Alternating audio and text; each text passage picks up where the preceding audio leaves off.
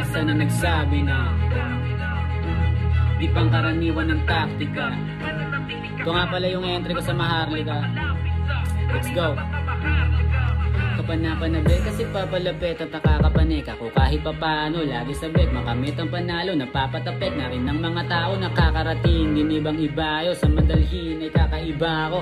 Likas aking abilidad na maging magaling. Damahin mo ang bawat pasabog na hinanda ko. At di papayagan na di ko makuha panalo habang pinapamukhang magaling ka naman kaso mas magaling pa ako. Walang kumalayo pa talaga ako kahit tasan pa umabot.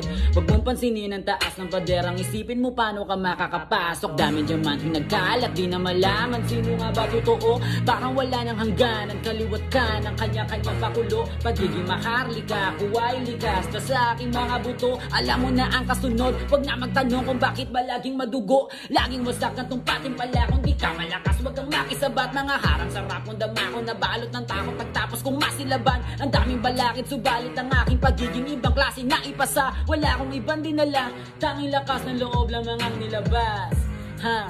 Kahit pagkakataon ay malimit, malawak ang rap, kasya lahat maliban sa mga makite. Di na kailangan pa na sabihin dahil alam ko sa aking sarili. Isa ko sa malakas na alagad ng sining, mananatiling magiting. Dati makupad ng bago pa, ngayon ka pa ko na kahit malayo pa. Tanging layunin ko lang ay kuhanin panalo, hindi para makibalato lang.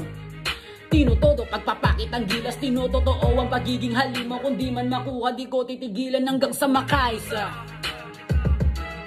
Karanasan na nagsabi na di pangkaraniwan ng taktika, mananatiling kakaiba hanggang ako ay makalapit sa hanay ng mga Maharlika.